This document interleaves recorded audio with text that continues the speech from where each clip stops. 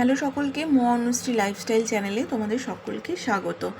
সকলে কেমন আছো? আশা করি খুব ভালো আছো। আমিও ভীষণ ভালো আছি।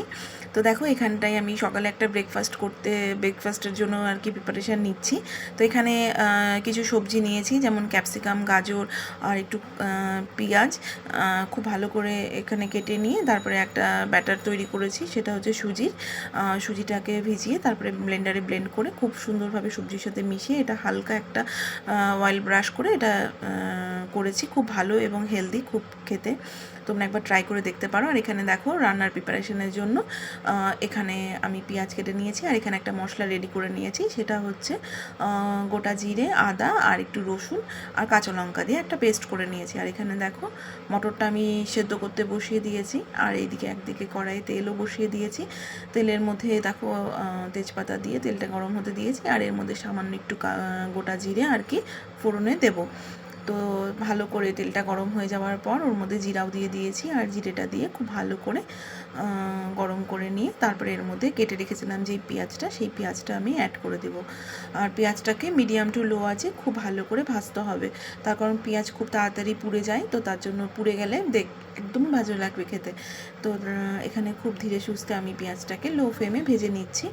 আর পেঁয়াজটা হালকা ব্রাউন হয়ে যাওয়ার পর তারপরে যে টমেটোটা কেটে রেখেছিলাম সেটা এর মধ্যে অ্যাড করবো। আর এইদিকে দেখো, আমার মটরটা কিন্তু সেদ্ধ হয়ে গেছে। আর মটরটা এত ভালো, মটরটা খুব তাড়াতাড়ি সেদ্ধ হয়ে গেছে। আর মটরটা কিন্তু আমি আগের দিন রাত্রেবেলা সারা রাত ভিজিয়ে রেখেছিলাম। আর তারপরে দেখো, টমেটোটাও আমি এর মধ্যে দিয়ে দিলাম।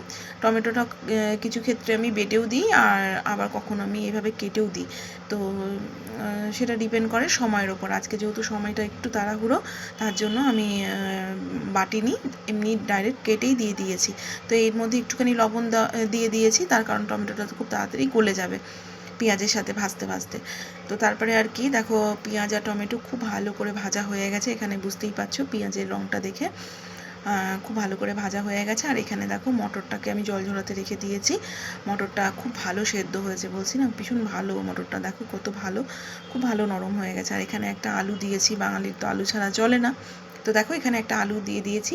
আর এখানে মশলাটা আমি যেটা রেডি করে রেখেছিলাম, সেই মশলাটা আমি এর মধ্যে অ্যাড করেছি। এখানে পেঁয়াজ টমেটোর মধ্যে আমি ওই বেটে রেখেছিলাম যেই মশলাটা, রেগুলার মশলা, সেটাই আর কি দিয়েছি। জিরে, আদা, লঙ্কা, একটু রসুন দিয়েছি। আর এখানটা একটু সামান্য কাশ্মীরি রেড চিলি পাউডার দিয়েছি। আর হলুদ তো দিতেই হবে, লবণ তো দিতেই হবে।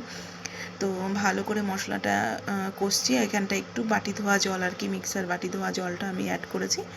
আর এই যে কথা বলতে বলতে দেখো, আমার ঘুগনিটা আমার রেডিও হয়ে গেছে।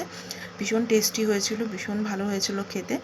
অবশ্যই নামানোর আগে একটু ঘি আর গরম মশলা দিয়েছিলাম, তোমরা তোমাদের মতন করে দিও। আর তারপরে দেখো, আমি চলে এসেছি আমার ক্লাসে। এখানে আমি ক্লাস শুরু করে দিয়েছি আর ওদেরকে একটা আই মেকআপ দেখাচ্ছি। আই মেকআপ করার ক্ষেত্রে না কিছু প্রসেসিং থাকে, যেমন ধরো আই বেসটাকে খুব ভালো করে রেডি করতে হয়। আই বেস যদি ভালো না হয়, সেক্ষেত্রে তোমার মেকআপটা ক্র্যাক হওয়ার চান্স থাকে 100%। তো বেস ভালো করে আমাদেরকে করতেই হবে, সেটা মেকআপের বেস হোক চাই আই মেকআপের বেস হোক। যাই হোক, মেকআপ সংক্রান্ত কোনো ভিডিও তোমাদের যদি দেখার ইচ্ছে থাকে তাহলে অবশ্যই কমেন্ট করে জানিও, আমি নিশ্চয়ই তোমাদেরকে দেখাবো। আর এই সামনেই ইন্ডিপেন্ডেন্স ডে, তার জন্য একটা আই মেকআপ ওদেরকে করে দেখানো হয়েছে। তো তোমরা দেখে জানিও কেমন হয়েছে। আর কে কোথা থেকে আমার ভিডিওটা দেখো অবশ্যই কিন্তু কমেন্ট করে আমাকে জানাতে ভুলো না। আর এই যে দেখো, আই মেকআপটার ফাইনাল লুক তোমরা অবশ্যই কিন্তু জানিও কেমন হয়েছে। তোমাদের একটা লাইক, একটা কমেন্ট আমাকে অনেক ইন্সপিরেশন দেয়। তো সবাই প্লিজ একটু কমেন্ট করো, সাপোর্ট করো। সকলে খুব ভালো থাকো, দেখা হবে পরবর্তী একটা কোনো ভিডিওর সাথে। টাটা।